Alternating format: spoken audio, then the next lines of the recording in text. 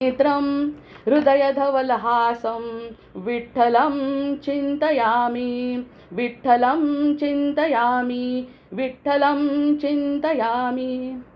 सदा सर्वदा योग तुझा घडावा, तुझे कारणी देह माझा पडावा।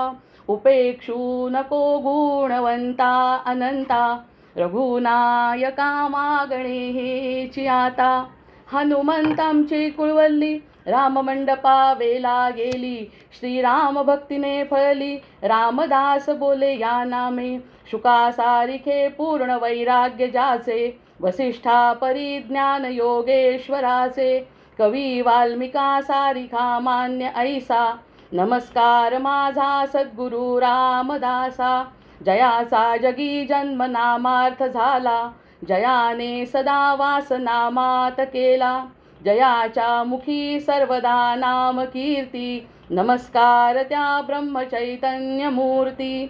नेत्राने गुरुराज मूर्ती आपुली, मी जे धवा पाहिली। तू विष्णू शिव तूच दैवत मला, तू तात तू माऊली।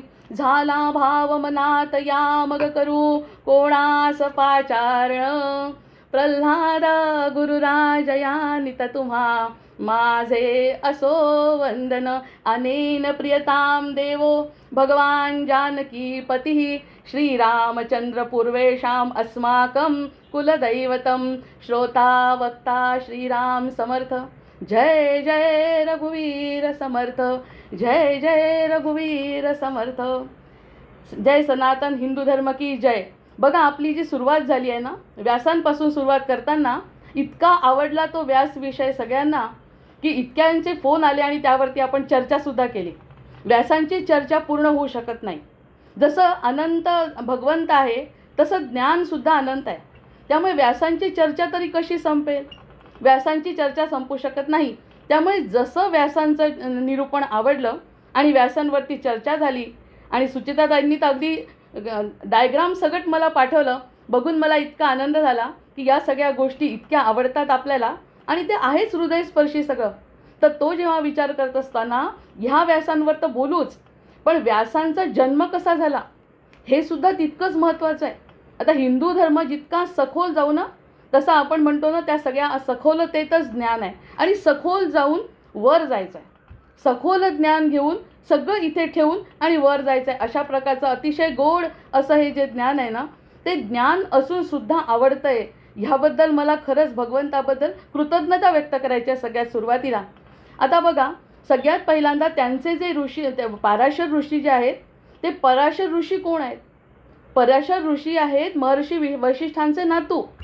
आधीच तर महर्षी वसिष्ठ आणि वसिष्ठांचे नातू आणि त्यांचे वडील आहे शक्ती नावाचे ऋषी आणि अशा पराशर ऋषींचा पुत्र आहे व्यास। आता व्यासांवरची चर्चा जेव्हा झाली तेव्हा ती व्यासांची चर्चाच इतकी गोड रंगली की ते पुन्हा येते, ओघाओघाने घेते पुन्हा। पण आता सुरुवात अशी करत असताना वसिष्ठ, मग आता लिहून घ्यायचं असेल तर वसिष्ठ आधी सगळ्यात पहिल्यांदा, मग शक्ती, बरोबर, वसिष्ठ, शक्ती, पराशर, व्यास आणि शुक। आता बघा किती सुंदर पंचक मला सापडलाय। आपण जेव्हा व्यासांचा विचार करत होतो तर तो व्यास कदाचित त्यामुळेच आपण थांबले असू की त्यावरती अधिक चिंतनाची आवश्यकता आहे। नुसते व्यास असे आपल्याला कळणार नाही, तर ते पंचक काय आहे? पंचक आहे वसिष्ठ, रामांचे गुरु, म्हणजे जे धर्म, सत्य धर्म याचं नाव राम आहे आणि त्या रामांचं संवत्सर उद्यापासून सुरू होत आहे, रामांचं नवमी येते आहे। तर त्या ठिकाणी त्यांचे जे गुरु आहेत, ज्यांनी रामांना हे दिलेलं आहे, ज्ञान दिलेलं आहे, असे वसिष्ठ, त्यांचा मुलगा आहे शक्ती आणि त्यांचा मुलगा आहे पराशर, त्यांचा मुलगा व्यास आणि त्याचा शुक। आता ते प्रत्येकाची जी कथा आहे ना, ती खरंच दैदिप्यमान कथा आहे। आपण जेव्हा ज्ञान नसतं किंवा माहिती नसते किंवा या सगळ्यामध्ये गोडी नसते, त्या नुसत्या कथा हास्यास्पद ठरतात। आता आपल्या सगळ्यांनी हे ठरवायला पाहिजे की जे ज्या काही कथा आहेत ना, त्या सगळ्यांचं सखोल चिंतन होऊन मग आपला धर्म कसा आहे ते आपल्याला सगळ्यांना समजलं पाहिजे। ही आपलीच जबाबदारी आहे। जे आपल्याला कळलं ते इतरांना द्यायचं आणि त्यानुसार आपल्या धर्माची ध्वजा आपल्याला उंच करायची आहे। मग आज वसिष्ठ, शक्ती, पराशर, वसिष्ठांची कीर्ती तर आपण जाणून आहोत। आता शक्तींच्या बद्दल आपण थोडं कमी बोलू, कारण ते जर बोलायचं ठरवलं तर पराशर, व्यास आणि शुक राहून जातील। मग शक्तींना आपण नमस्कार करू, वशिष्ठांना आपण नमस्कार करतोच आहे. नंतर आता पराशर ऋषींबद्दल जर बोलायचं असेल आपल्याला, तर पराशर ऋषी जे आहेत ना, ते त्यांची कथा काही वेगळीच आहे. पराशर ऋषींच्या वडिलांचा राक्षसांनी वध केला. म्हणजे प्रत्येक गोष्ट कशी त्यागावर अवलंबून आहे बघा. पराशरांच्या वडिलांचा वध राक्षसांनी केला. त्यामुळे रागांनी त्यांनी राक्षस मारण्यासाठी, संहारासाठी एक यज्ञ सुरू केला. आणि यज्ञ सुरू केला आणि माहिती आहे, आता पराशरांनी यज्ञ सुरू केला आहे म्हटल्यावर त्यामध्ये निश्चितच सगळे राक्षस मरणार आणि हे सगळं होणार, विजय मिळणार, हे सगळं माहिती असल्यामुळे आपले महर्षी वसिष्ठ आले आणि वसिष्ठांनी त्यांना थांबवलं. म्हणजे काय ऋषितुल्य परंपरा आहे बघा. वसिष्ठांनी जेव्हा त्यांना थांबवलं आणि थांबवल्यानंतर ह्यांनी सुद्धा त्यांचं ऐकलं, वडिलांचं ऐकलं. आणि मग त्यांनी त्याच्यामध्ये फरक काय पडला आहे की राग जो आला होता तो राग करुणेमध्ये बदलला. वसिष्ठांनी त्यांचा राग करुणेमध्ये बदलला. नंतर त्यांचा जो प्रतिशोध ते घेणार होते ते क्षमेमध्ये बदललं. आता ह्याचंच उदाहरण आपण वसिष्ठांनी रामांना सुद्धा दिलेलं आहे. हेच उदाहरण अगदी काही एकालाच देतात असं नाही, रामांना सुद्धा सांगितलं आहे की जसा तुम्हाला राज्याभिषेक होणार आहे आणि राज्याभिषेकाच्या दिवशी आदल्या दिवशी त्यांना कळतंय की त्यांना वनवासाला जायचं. म्हणजे 14 वर्षांचा वनवास करणं म्हणजे त्याग केल्याशिवाय, आणि रामांनी जो त्याग केला तो कसा आहे, तो असा आहे की कोणतीही गोष्ट सोबत नेली नाही स्वतःच्या. कोणतीच गोष्ट, ना व्यक्ती ना काही, कोणतीही गोष्ट, उलट ज्या काही वस्तू त्यांच्या राजदरबारात होत्या त्या सगळ्याच्या सगळ्या त्यांनी त्या लोकांना देऊन टाकल्या आणि वल्कल धारण करून, खरंच मनापासून वल्कल धारण करून ते वनवासाला निघाले. असे हे वसिष्ठ रामांना शिकवणारे त्यांनी पराशरांना सुद्धा शांत केलं. त्यांना सांगितलं हे चुकलंय त्यांनी जे वध केलं आहे तुमच्या वडिलांचं ते चुकलंय, पण राक्षसांच्या मागे लागण्यात काही अर्थ नाही. राक्षसांच्या मागे लागण्यापेक्षा तुमची जी शक्ती आहे ती शक्ती राक्षसांच्या मागे लावण्यापेक्षा तुम्ही काहीतरी वेगळं करा. मग त्यांचा जो राग आहे तो करुणेमध्ये बदलला आणि करुणेमध्ये बदलल्यानंतर तो प्रतिशोध ते घेणार होते ते क्षमेमध्ये बदललं. आपला हिंदू धर्म क्षमा आणि करुणा यावरती स्थित आहे असे सांगणारे सद्गुरू आपल्याला पूर्वीपासून मिळाले. म्हणून रागावलेले लोक सुद्धा शांत होतात असे पराशर ऋषींसारखे. आणि मग त्यांनी काय केलं, त्यांनी सगळ्यात महत्त्वाचं काम केलं. मला तर इतकं सांगावं वाटतं याच्यामध्ये. जसं आपला गीता रहस्य जेव्हा जन्मला ग्रंथ, तेव्हा बाळ गंगाधर टिळकांना सुद्धा असंच झालं होतं. जेव्हा ते सद्गुरूंजवळ गेले तर म्हणाले मला शिक्षा होईल का, तर ते म्हणाले तुम्हाला शिक्षा अटळ आहे, शिक्षा तर तुम्हाला होणार आहे, पण माझ्या हातची जी भाकरी आहे ती जर तुम्ही खाल्ली तर तुमच्याकडून विशेष अशी कामगिरी घडणार आहे. म्हणजे त्यांनी ती भाकरी अगदी मनापासून खाल्ली, प्रसाद ग्रहण केला आणि त्यांनी गीता रहस्य हा मंडालेमध्ये त्यांचा ग्रंथ पूर्ण असा झाला की पुढे भूतो न भविष्यती अशी टीका त्यांनी केलेली आहे. मग या सगळ्या गोष्टी सद्गुरूंच्या कृपेने घडतात.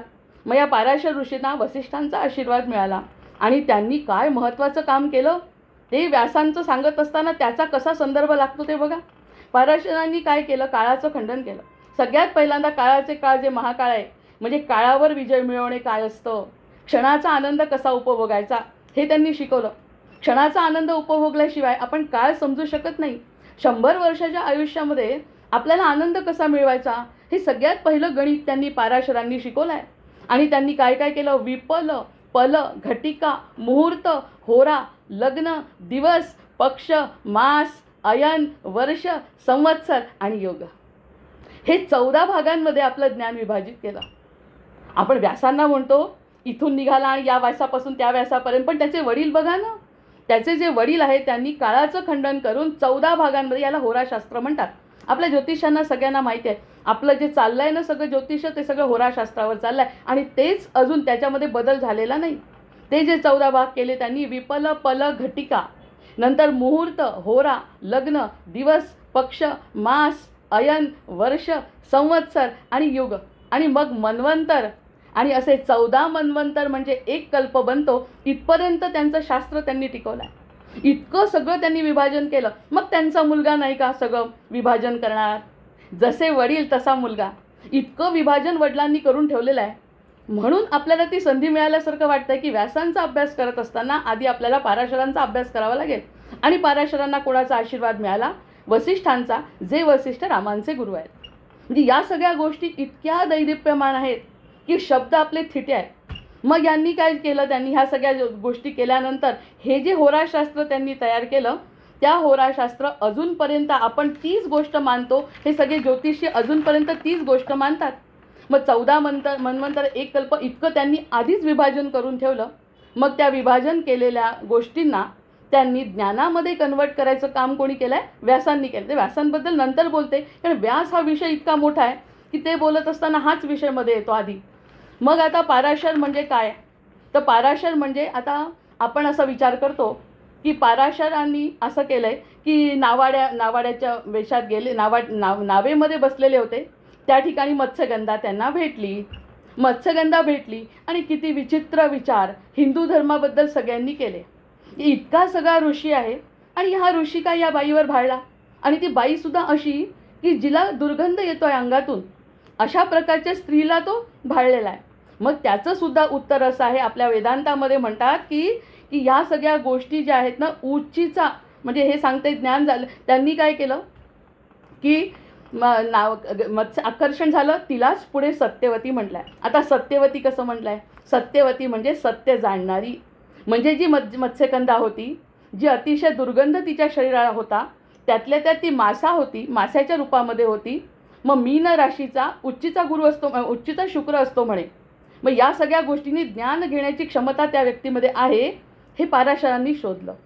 कारण ते होराशास्त्रज्ञच आहेत ना. आणि असे होराशास्त्रज्ञ जर त्यांच्यासमोर एखादा रत्न सापडलं तर त्या रत्नाचा उपयोग कशासाठी करतील? स्वतःसाठी करतील? ते जगाच्या कल्याणासाठीच करतील ना. आणि आपण विचार करताना म्हणतो या लोकांनी असं कसं केलं, असं कसं केलं, आणि असं कसं मत्स्यगंधेच्या मागे लागले, इतका मोठा ऋषी, असे अर्थ जे तर्क काढतात ना, त्यावरती खंडन करणाऱ्या या सगळ्या गोष्टी आहेत. तो उच्च राशीचं, उच्च मीनेमध्ये उच्च असतो शुक्र, आणि जो शुक्र मीनेचा उच्च असतो, मीन म्हणजे मासा, आणि त्या मासेच्या त्या राशीमध्ये उच्च असल्यामुळे ती ज्ञान घेण्यास पात्र आहे. तीच पुढे सत्यवती झाली आहे ना. मग हे जर त्यांनी ओळखलं तर ते आकर्षण म्हणजे कशाचं आकर्षण आहे हे समजायला पाहिजे. पुढे जाऊन आपल्याला व्यासांना जन्माला घालायचं आहे त्यांना, आणि पुढे त्यांना शुकाला जन्माला घालायचं आहे. त्यामुळे ही सगळी त्यांची व्यवस्था आहे. आणि प्रत्यक्षामध्ये त्यांचं मन कशातून बाहेर काढलं होतं? त्राग्यातून, रागातून, आणि वाईट गोष्ट जे करणार होते त्याच्यातून काढून मत्स्यगंधेकडे आकर्षित झाले ते. आणि मत्स्यगंधेकडे आकर्षित झाल्यानंतर आता बघा, त्याच्यातही नदीच्या मध्यभागी गेले. नदीच्या मध्यभागी गेल्यावर त्यांनी तिला तो प्रस्ताव मांडला की मला आपल्याला दोघांना एकत्र यायचं आहे. असं जेव्हा म्हटलं तर तिने सांगितलं अशा उघड्या वातावरणामध्ये मी शक्य नाही. याचा सुद्धा अर्थ कसा घेतला लोकांनी की असे कसे ऋषी? प्रत्यक्षात मग त्यांनी धुकं आणलं, आणि धुकं आणलं, आणि त्या धुक्यानी जेव्हा अवस्था होती त्याच्यानंतर त्यांनी पाराशराने तिला वर दिला. आता ही सगळी घटना झाली. मग हे सगळं झाल्यानंतर ही यांची जी दुर्गंधी आहे अर्थातच सुगंधामध्ये बदलली, कारण पाराशर ऋषींचा आशीर्वाद मिळाला. आणि तो जो आशीर्वाद मिळतो की नाही, तो सुद्धा त्यागातून मिळाला आहे. प्रत्यक्षात ते कोणता यज्ञ करणार होते? ज्यांनी राक्षसांचा विनाश होणार आहे म्हणजे विनाशकारी काहीतरी करणार होते, तर त्यांनी व्यासाकडे त्यांचं मन आकर्षित झालं, म्हणजे चांगलं काहीतरी निर्माण व्हावं यासाठी त्यांनी केलेला हा प्रयत्न आहे. आणि त्यासाठी आशीर्वाद आहे वसिष्ठांचा. आणि मग त्यांनी तिची दुर्गंधी कशामध्ये बदलली? तिची सुगंधामध्ये बदलली, आणि ती पावन आणि दिव्य झाली. हाच अहिल्येचा उद्धार सुद्धा रामांनी केलेला आहे. या सगळ्या गोष्टी जेव्हा एकदा समजलं की नाही, की सगळ्याच्या सगळ्या गोष्टी आपल्याला उकलत जातात, आणि आपलं जे स्वतःचं भांडवल आहे त्या भांडवलाला महत्त्व येतं. मग आता त्यांनी म्हटलं की व्यासांचा जन्म होण्यासाठी ह्या सगळ्या प्रक्रिया झाल्या. म्हणजे त्या मत्स्यगंधेला आकर्षित केलं, मत्स्यगंधेवर ते आकर्षित झाले, धुकं निर्माण केलं, धुक्याचा सुद्धा अर्थ सांगते. आणि धुकं निर्माण झाल्यानंतर तिला आशीर्वाद दिला, आणि आशीर्वाद दिल्यानंतर व्यासांचा जन्म आहे. आणि हा व्यासांचा जन्मसुद्धा कसा आहे हे आपण मागच्या वेळेस थोड्याशा अर्ध्या भागात बघितलं. आता पाराशरचा अर्थ काय आहे? पाराशरचा अर्थ आहे पर अधिक अश्रू, म्हणजेच तुकडे तुकडे करणे किंवा विभाजन करणे. त्यांनी विभाजन केलं आहे आपल्या शास्त्रांचं 14 भागामध्ये, जे होराशास्त्र म्हणून प्रत्येक ज्योतिषाच्या बद्दल आपल्याला आकर्षण असतं बघा, की माझ्या नशिबात काय आहे. रामायण लिहिलेलं आहे, महाभारत आधीच लिहिलं गेलं आहे. कशाला? आपला जन्मसुद्धा झाल्यापासून आपलं सगळं लिहिलेलं आहे, फक्त आपल्याला कळत नाही. आपली कुंडली जर व्यवस्थित असली, त्यांचे जर दोष बिंदू बरोबर असतील, तर आपल्याला कळतं की आपल्या नशिबात काय होणार आहे. कितीतरी वेळा ज्योतिषी सांगतात. हे सगळं शास्त्र त्यांनी केलेलं आहे. म्हणजे ती विश्लेषण करणारी जी बुद्धी आहे ना, ती पराशरांची आहे. विश्लेषण करणारी बुद्धी आहे. आणि आपले हे ज्ञान देणारे व्यास येणार आहेत पुढे. म्हणजे इतकं सखोल असल्याशिवाय एखाद्या चांगल्या गोष्टीचा जन्म होईल कसा? नुसते व्यास बोलणं योग्य नाही आहे. मग विश्लेषण करणारी बुद्धी. आणि मत्स्यगंधा म्हणजे कोण आहे? मग मत्स्यगंधा म्हणजे मत्स्य म्हणजे मासा, आणि चंचल असतो आणि सतत हालचाल करत असतो. आपली बुद्धी कशी आहे? आपली बुद्धीसुद्धा चंचल आहे, सतत हालचाल करते. वानराची उपमा देतात तिला, की या या फांदीवरून त्या फांदीवर. त्याचासुद्धा रामचंद्रांनी पुढे उपयोग करून घेतला, ही गोष्ट निराळी. पण असं जे मन आहे, चंचल मन, ते मत्स्यगंधा. असं चंचल मन आहे ना, ते मत्स्यगंध आहे. आणि गंधाचा अर्थ काय आहे? गंध म्हणजे आपल्याला वरून नाही आलेला तो गंध. गंध म्हणजे पृथ्वी तत्व आहे. किती गोष्टी आहेत बोलण्यासारख्या. गंध म्हणजे पृथ्वी तत्व आहे, स्थूल आहे आणि अनुभव आहे. मुख्य म्हणजे स्थूल आहे, म्हणजे आपल्याला सगुण रूपाचं आता आपल्याला रामाचं वर्णन करायचं आहे. आपल्याला रामाचं वर्णन करत असताना निर्गुण रामाकडे जा म्हटलं तर जावं नाही वाटत एकदम, की निर्गुण राम समजतच नाही आपल्या बुद्धीला. मग सगुण पाहिजे ना काहीतरी. मग सगुण म्हणजे पिवळा पितांबर नेसलेला राम, हातामध्ये धनुष्य असलेला राम, कमलनयन राम. असं जेव्हा राम आपल्या डोळ्यासमोर येतो, आपलं मन त्याकडे आकर्षित होतं. अशी ही मत्स्यगंधा आहे, जी स्थूल अनुभव देणारी आहे. मग स्थूल अनुभव दिला की नाही व्यासांनी पुढे? स्थूल अनुभव देणं आवश्यक आहे. स्थूल अनुभव दिला तर आपण निर्गुणाकडे बघू शकू ना. सगुणाचा अनुभव घेतल्याशिवाय आपण निर्गुणाकडे जाऊ शकत नाही. त्यामुळे त्यांनी मत्स्यगंधेला हाताशी धरलं आहे. आणि अतिशय निर्विकार असे ऋषी आहेत ते. असे ऋषी आहेत की ज्यांना वसिष्ठांचा आशीर्वाद आहे. त्यांनी या मत्स्यगंधेला निवडलं आहे. चंचल विषयाकडे धावणारं मन. आता आपण असं लक्षात घ्यायचं, आपलं मन चंचल आहे आणि विषयाकडे धावणारं. विषय म्हणजे वाईटच नाही. आपण काही जमा करण्याच्या बाबतीत राहतो किंवा काहीतरी गोष्टी अशा असतात की ज्यामध्ये आपलं मन अडकतं. त्या मनाला मत्स्यगंधा म्हणायचं. त्याला एक दुर्गंध येतो, कारण त्या दुर्गंधामुळेच आपल्याला वासना घेऊन पुन्हा जन्माला यावं लागतं. असा तो दुर्गंध, जो पृथ्वी तत्व आहे. कारण पृथ्वी तत्व व्यासांच्या नंतर जे तत्व आहे तिथे नाही राहत.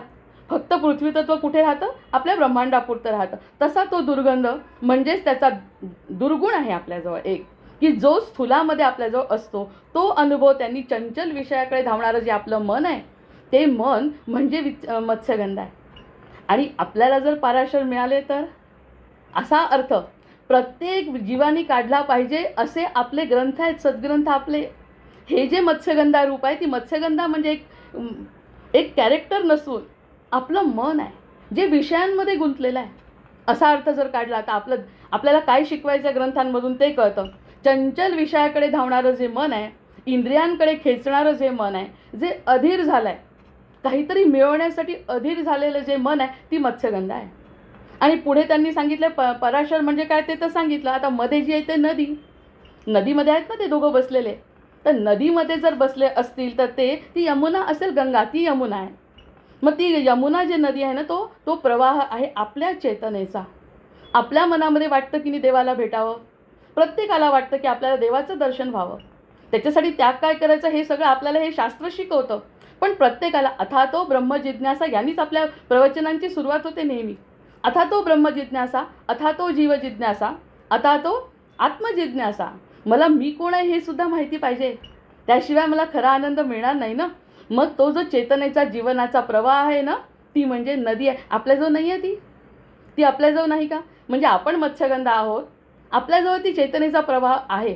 जोपर्यंत आपण जिवंत आहोत, जोपर्यंत आपली बुद्धी शाबूत आहे, जोपर्यंत आपल्या हृदयाचे ठोके आहेत, तोपर्यंत ती चेतनेचा प्रवाह म्हणजे ती नदी यमुना असो का गंगा असो, जागृत आहे की नाही. म्हणून आपण म्हणत असतो मनोनिवृत्ती परमोपशांती सा तीर्थवर्या मणिकर्णिकाच. म्हणून ती मणिकर्णिका जो घाट आहे तो आपल्या मनात आहे की नाही, हे आपल्याला सांगायचं आहे. चेतनेचा प्रवाह म्हणजे जीवनाचा प्रवास म्हणजे ती नदी. आता आणखी काय स्पष्ट करायला पाहिजे आपल्याला वेदांतानी. आपण वेदांताला हसतो. वेदांत समजला नाही की त्याच्यावरती कुटाळक्या करतो. त्याचा अर्थ प्रत्येक जीवाला ज्याचं कल्याण करून घ्यायचं आहे, ते संवत्सर बदलत आहे, त्या संवत्सरामध्ये याचा फायदा प्रत्येकाला व्हावा. आता ही धुकं म्हणजे काय आहे मग? आता अर्थात ते आता समजलं असेल सगळ्यांना. ते की मला बोलायची गरज नाही. आता धुकं म्हणजे माया आणि धुकं म्हणजे अज्ञान आणि अस्पष्टता. आता समजलं विठ्ठलापर्यंत पोचायचं आहे, रामापर्यंत पोचायचं आहे, कृष्णापर्यंत पोचायचं आहे. पण तो राम आणि कृष्णच तर समजत नाही काय आहे. ही जी अस्पष्टता आहे, ते अस्पष्टतेचं धुकं आपल्या मनात नाही का? ज्यांनी कोणी ब्रह्मनिष्ठ सद्गुरू ज्यांना भेटले, ज्यांना कुणाला सद्गुरू भेटले, त्यांनी त्यांचं रूप सांगितलं. त्यासाठी एक उदाहरण पण दिलं होतं आपण, की असंख्य तारे आहेत, असंख्य ग्रह आहेत आकाशामध्ये, पण ते आमच्या डोळ्यांनी दिसत नाहीत ना. मग त्यासाठी एखादा जर दुर्बीण घेऊन आला आणि त्यांनी सांगितलं या ठिकाणी गुरु आहे आणि गुरु या अक्षांशावर आहे, हे जर त्यांनी समजावून सांगितलं, आम्हाला दिसत नाही का? आम्हाला दृष्टी थोडी अस्पष्ट असते, पण कोणी जर सांगितलं ना तर ते अगदी स्पष्ट होतं आमच्या मनात. मग असा सांगणारा जर गुरु मिळाला तर हा राम आहे, हा कृष्ण आहे, हा विठ्ठल आहे आणि ही तू आहे असं सांगणारा भेटला तर ते धुकं नाहीसं होतं. म्हणजे तो पराशर मत्स्यगंधेला भेटला. जय जय रघुवीर समर्थ. पराशरांची भेट मत्स्यगंधेशी जी झाली आहे ती जीवाचं शिवाशी मिलन करून घेण्यासाठी भेटणारे सद्गुरू आहेत. जर एखाद्याला ते सद्गुरू भेटले म्हणजे ज्याची तळमळ असेल, ज्याची जिज्ञासा आहे त्याला सद्गुरू आपणहून भेटतात. फक्त तळमळ पाहिजे. मग ते धुकं कशाचं आहे? ते धुकं आहे मला वाटतं विषय समजत असावा. माया म्हणजे काय की जे माया म्हणजे बाकीचा पसारा म्हटलाच नाही आता.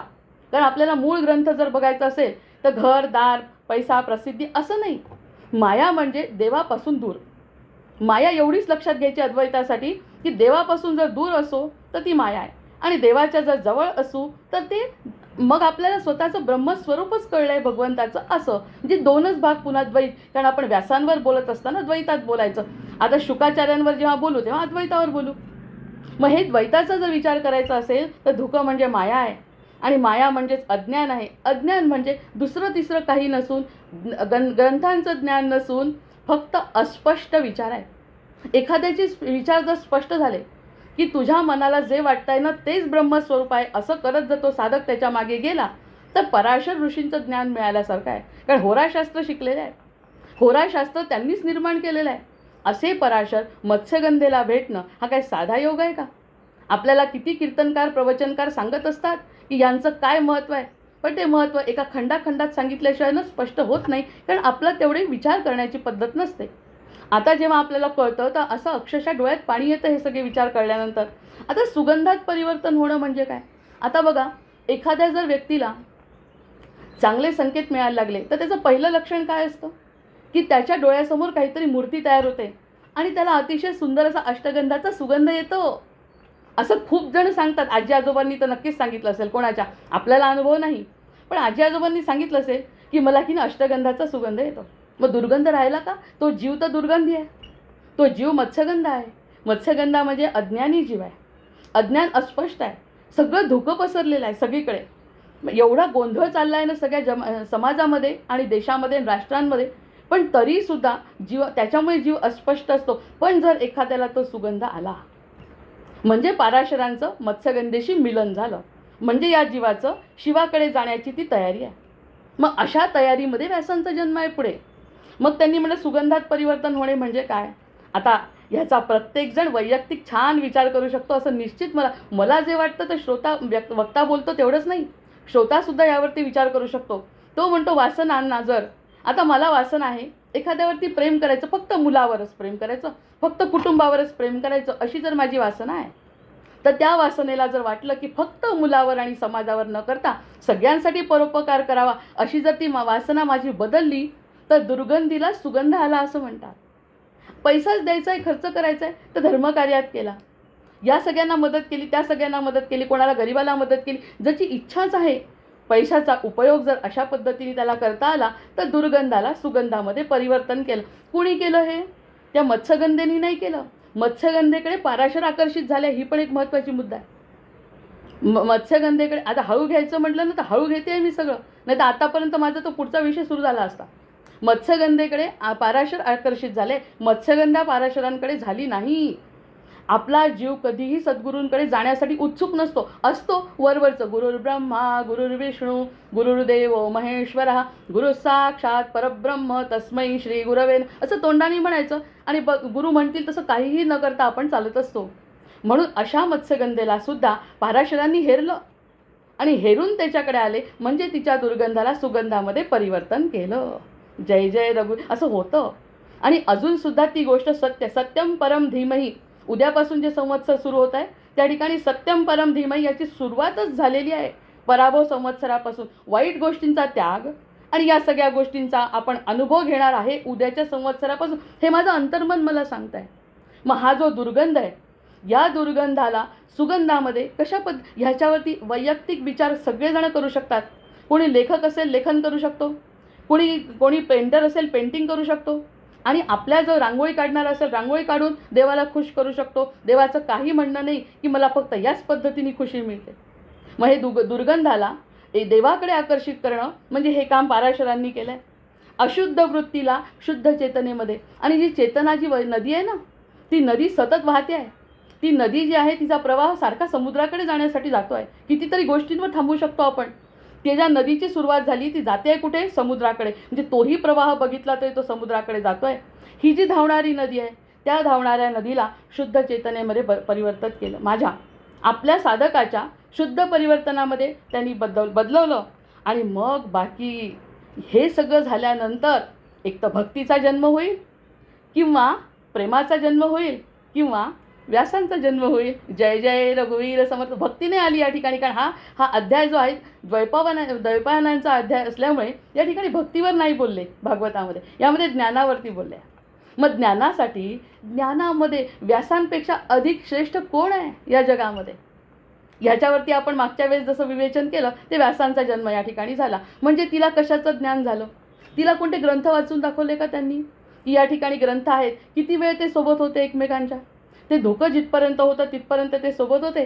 त्यांना जे काही ज्ञान तिच्या डोक्यावर हात ठेवून ज्यांना जे द्यायचं होतं ते त्यांनी दिलं. आणि ते दिल्यानंतर किती वेळ सोबत होते, त्या वेळामध्ये कोणतं ज्ञान दिलं असेल आपण कल्पना करू शकतो. म्हणजे जी काही वाईट वृत्ती आहे त्या वाईट वृत्तीला सोड. तुझा दुर्गंध तू सोड. म्हणजे तू सोडो किंवा न सोडो, मीच तुझ्याकडून सोडून घेतो. आता तुझी इच्छा असो किंवा नसो, तुझ्या पोटी व्यास जन्माला येणार ही माझा आशीर्वाद आहे. हा माझा आशीर्वाद आहे म्हणतात आहे. मग या सगळ्या गोष्टी घडल्यावर मत्स्यगंधा आणि ती पुढे सत्यवती झाली आहे. सत्यवतीची पुढे आपलं महाभारत आहे तिच्याकडून घडलेलं.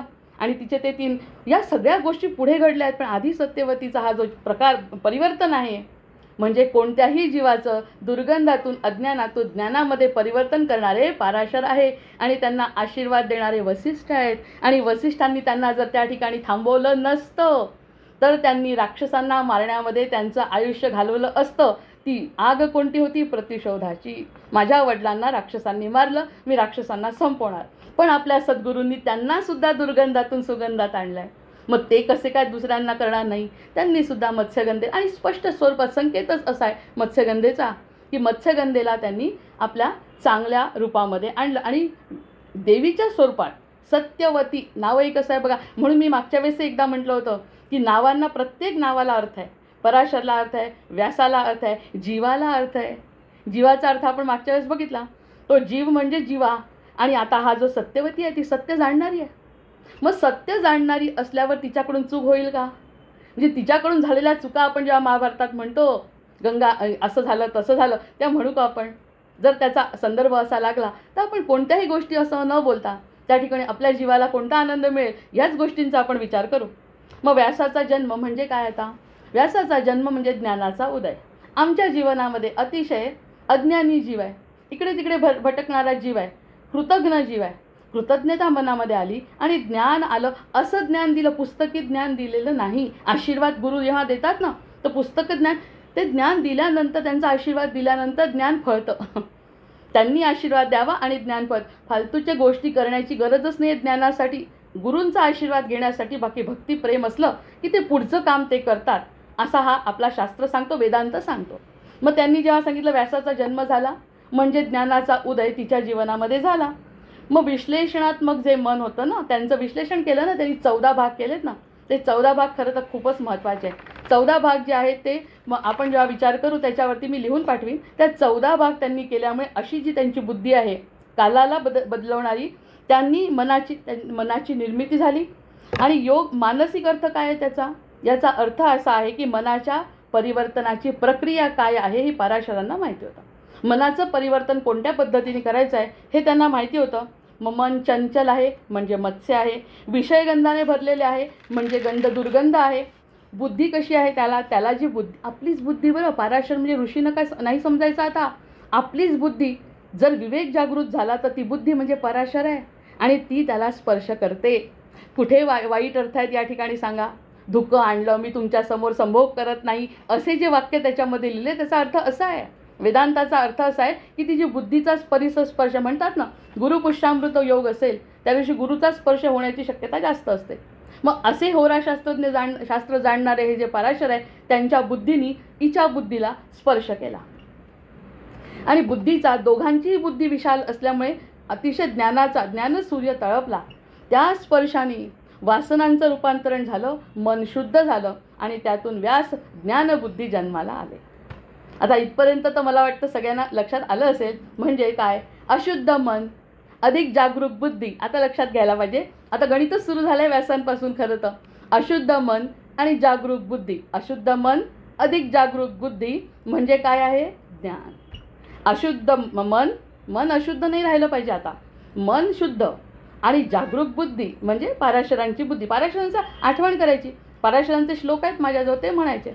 आणि त्या ज्याला ज्ञानाकडे जायचं आहे ते. बरं, प्रत्येकाला हा नियम लागू नाही. ज्याला जसा मार्ग पाहिजे तसं जाता येतो. भक्तीने गेलं तर वारकरी आपल्याला अगदी भजनं म्हणत म्हणत त्यांना विठोबाचं प्रेम मिळतं. ज्ञानमार्गाने जाण्यासाठी अशुद्ध मन आणि जागरूक बुद्धी असेल तर त्या ठिकाणी ज्ञानाची स्थापना होते. आणि कोणतं ज्ञान आहे हे आपण बघितलं. कोणत्याही प्रकारचे ग्रंथ वाचन त्या ठिकाणी केलेलं नाही.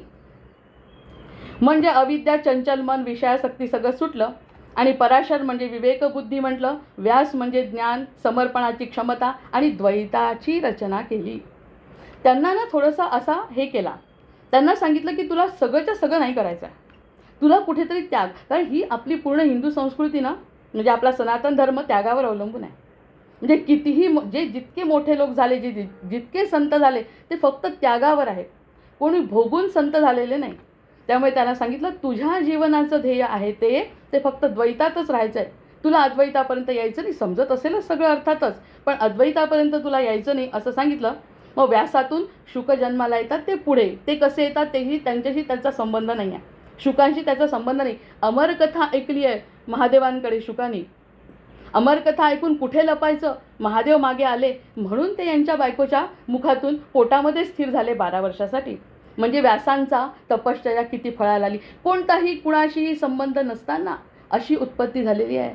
पराशरांच्या पोटी व्यास आणि व्यासांच्या पोटी शुक अशी उत्पत्ती झाली आहे. सद्गुरूंचा आशीर्वाद आहे. आणि या सगळ्या गोष्टी समजून घेण्यासाठी सुद्धा तेवढीच पात्रता पाहिजे. अन्यथा या सगळ्या गोष्टी वाटतात. आणि सर्वात गूढ सूत्र कोणतं असेल तर मत्स्यगंधा जी झाली सुगंधा, ती झाली सत्यवती. आणि विषयी मन, शुद्ध मन झालं, सत्यामध्ये स्थिर झालं. हे यांचं पूर्ण याचं आपलं सूत्र सापडलं. या ठिकाणी सूत्र सापडलं. मग ते म्हणतात, शंकराचार्य म्हणतात, चित्तस्य शुद्ध ये कर्म न तू वस्तुपलब्ध ये. कर्म, साधना, उपासना वस्तूंमध्ये अवलंबून नाही. मला काहीतरी मिळवायचं आहे आणि मला काहीतरी समाजाला द्यायचं आहे हा विचारच या ऋषींच्या मनात नाही. मत्स्यगंधा अतिशय सर्वसाधारण मुलगी, सर्वसाधारण विषयी मनाची बुद्धी असलेली मुलगी, तिला यांनी हेरलं म्हणजे निमित्त केलं आणि निमित्त करून त्यांना ज्ञानोदय, ज्ञानाचा सूर्य जगाला दिला. त्यामुळेच आपल्याला ज्ञान परंपरा मिळाली. मग पराशर म्हणजे काय म्हणायचं? मग विवेक. पराशर म्हणजे विवेक, मत्स्यगंधा म्हणजे चंचल मन, व्यास म्हणजे ज्ञान. आणि सगळ्यात महत्त्वाची गोष्ट, इतक्या वेळ चर्चा केल्यानंतर आपला जर शिक्षक असतो ना समोरासमोर तर उत्तर विचारत असतं विद्यार्थ्याला. या ठिकाणी शेवटचं जे शुक म्हणजे काय आहे? मग शुकाची जी कथा येणार आहे पुढे ते म्हणजे आपलाच म्हणजे आत्मसाक्षात्कार म्हणजे शुक. दुसरीकडे शुक बघायचा नाही. त्यांनी म्हटलं ना विवेक म्हणजे माझ्यामध्ये असलेला विवेक, चंचल मन म्हणजे माझंच चंचल मन, व्यास म्हणजे मला मिळालेलं ज्ञान आणि नंतर शुक म्हणजे आत्मसाक्षात्कार. आता ह्या चौघांची जोडी कशी असेल सांगा आपल्यासाठी? किती आवश्यक आहे? प्रत्येक जीवनाचं सार्थक आहे हे सगळं. या जीवनाचं मानव देहाचं हे सार्थक आहे. मग पराशर मत्स्यगंधा कथा आपल्याला हे सांगते. पराशर मत्स्यगंधा कथा आपल्याला हे सांगते की आपल्या जीवनाचं जे सार आहे ते सार म्हणजे ही कथा आहे. ही कथा ऐकल्यानंतर पराशरांना जे नमन करतो त्या पराशरांना नमन आपण करायचं आहे. शुचिपदम हंस, खरं म्हणजे ते व्यासांसाठी वापरलं होतं आपण, पण मी आज ते पराशरांसाठी सुद्धा वापरते. कारण हंस जे सद्गुरू असतात ते सगळे एकच असतात. शुचिपदम हंसम तत्पदम परमेष्ठिनम युक्ता सर्वात्मनामानं तं प्रपद्ये प्रजापतीं. मी त्याला म्हणलं शुद्ध हंस स्वरूप परब्रह्माला मी माझं मन अर्पण करते. आतापर्यंत नुसतं मुखानी म्हणणारे जे श्लोक आहेत ते श्लोक आता मी वापरणार नाही. त्याला मी मन अर्पण करते. अशा प्रकारचा हा आजचा दिवस. पराभव कशाचा? मनाचा. आता उद्यापासून मनाचा पराभव करायचा असल्यामुळे ही काही सोपी गोष्ट नाही हा योगायोग येणं. शुचिपदम हंसम, शुचिपदम हंसम तत्पदम परमेष्ठिनम युक्त्वा सर्वात्मनामानं तं प्रपद्ये प्रजापतीं. शुद्ध हंस स्वरूप परब्रह्माला मी माझं मन अर्पण करतो. असा परब्रह्म सापडणं सोपं आहे का? हे आपल्या नशिबात असायला पाहिजे की नाही? मग आपल्या नशिबात असायला पाहिजे म्हणून मी काल दादांना म्हटलं होतं की नक्षत्राचा श्लोक उद्या म्हणा. नक्षत्राचा श्लोक जर तुम्ही म्हटला, नक्षत्र स्तोत्र जर म्हटलं तर याचा फायदा आपल्याला होईल. कारण होराशास्त्रज्ञ जे पराशर आहेत त्यांनी ते नक्षत्रांचा शोध काढलेला आहे आणि त्याचा उपयोग आपल्याला पराभव संवत्सरानंतर नववर्षासाठी अतिशय होणार आहे.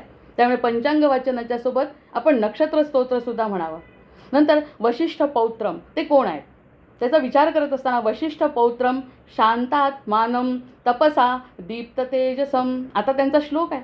वशिष्ठ पौत्रम शांतात्मानं तपसा दीप्त तेजसम पराशरम मुनिश्रेष्ठम वंदे ज्ञानप्रदायकम. अशा वशिष्ठांचे नातू असलेल्या आमचे वसिष्ठ असतात की बघितलं ना त्यांच्याकडे की डोळ्यात पाणी येतं की आमच्या रामचंद्रांना ज्यांनी शिकवलं ते वसिष्ठ आमचे, आणि त्यांचा हा नातू आहे. ऋषीच्याबद्दल आपण बोललोच नाही तरी त्यांच्या वडिलांबद्दल कदाचित मी पुढच्या याच्यात बोलीन ऋषीबद्दल. नंतर वसिष्ठांचे नातू आणि शांतचित्त. आता शांतचित्त होते का पराशर? पराशर शांतचित्त होते का? श्लोक कसा तयार झाला आहे? पराशर तर अतिशय रागीट होते, कारण वडिलांना मारलेल्या राक्षसांनी आता राक्षसांचा निपात करतो अशी प्रतिज्ञा, आणि जुन्या काळची प्रतिज्ञा म्हणजे तर प्रतिज्ञाच असते, कोणी तोडू शकत नाही. फक्त ते वसिष्ठ समोर आल्यामुळे ते घडलं. अन्यथा रागाचा पारा अगदी उच्च दर्जाचा राग आलेला, आणि त्या माणसाला या श्लोकामध्ये आपण शांतात्मानं म्हणतोय. म्हणजे किती आमूलाग्र परिवर्तन त्यांच्यामध्ये सुद्धा झालेलं आहे. आणि त्याशिवाय का व्यास जन्माला आले?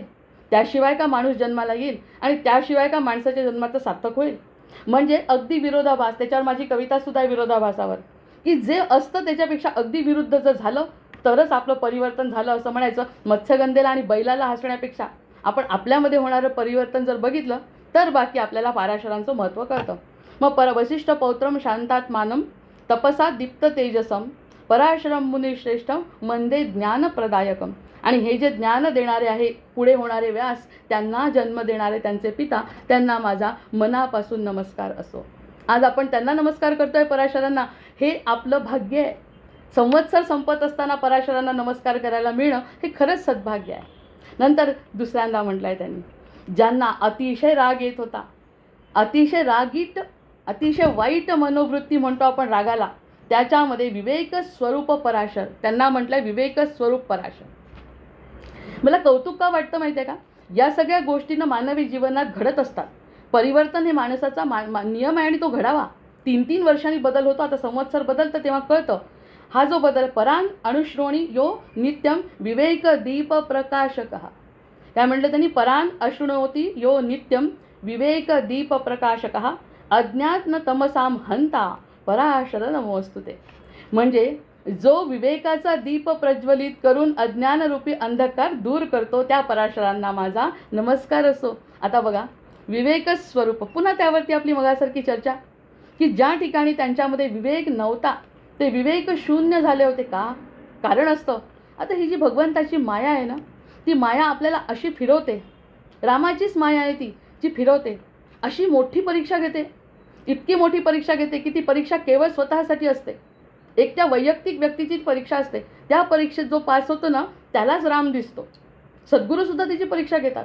मग ह्यांना इतका राग आला होता. काय चुकीचा होता का राग त्यांचा? जर वडिलांना मारलं त्याचा आपण प्रतिशोध घेणं हे चुकीचं नाही आहे त्यांचं.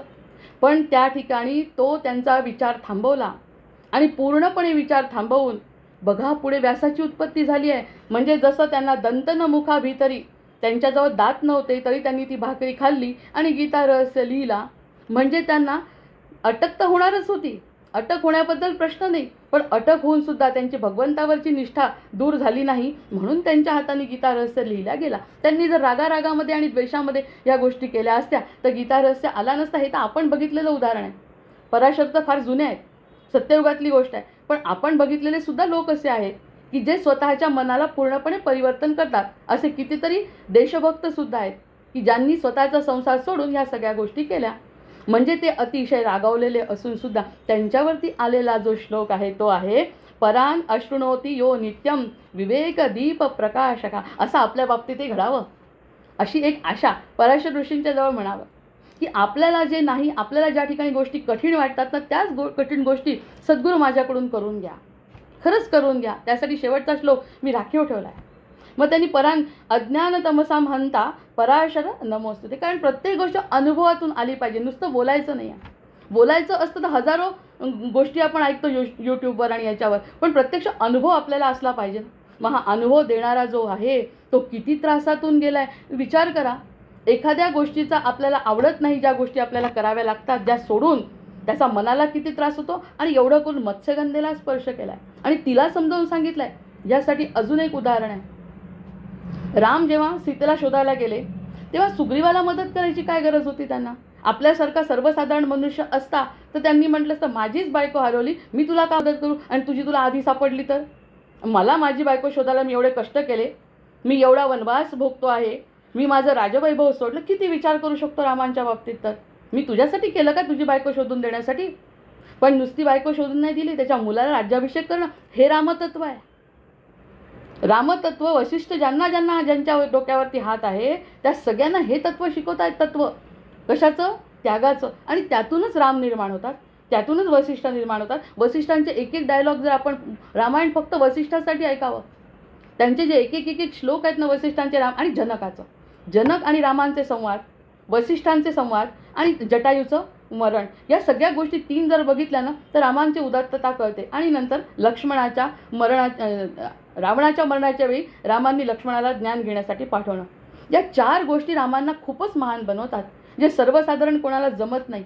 मग या सगळ्या गोष्टी वसिष्ठांनी रामांना अगदी 18व्या वर्षी शिकवल्या. 18वे, त्याच्या आधी त्यांना 15 दिवस जेव्हा वैराग्य आलं होतं, योग वसिष्ठामध्ये सांगतोय तेव्हा शिकवून ठेवलं.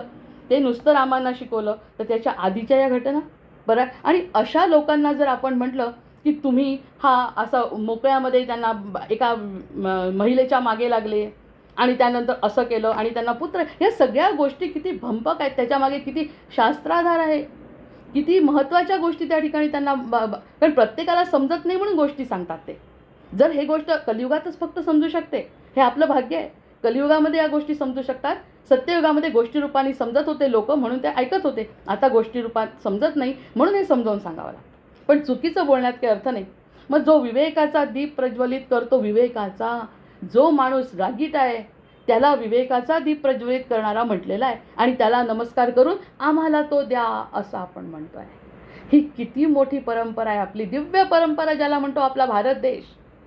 मग आपण ह्या सगळ्या गोष्टींचं ऋण जितकं म्हणूनच तितकं फेडू शकत नाही, अगदी फेडू शकत नाही. आपण भाग्यवान कृतज्ञ राहायला पाहिजे की आपला हा जन्म या भारतामध्ये झाला आहे आणि अशी दिव्य परंपरा असलेले ऋषिगोत्र आपल्याला सापडलं आहे, असे ग्रंथ आपल्याला सापडले की ज्यातून जसं मत्स्यगंधेला ज्ञान झालं तसं ज्ञान मला झालं. मला व्हावं, झालं म्हणत नाही, मला व्हावं.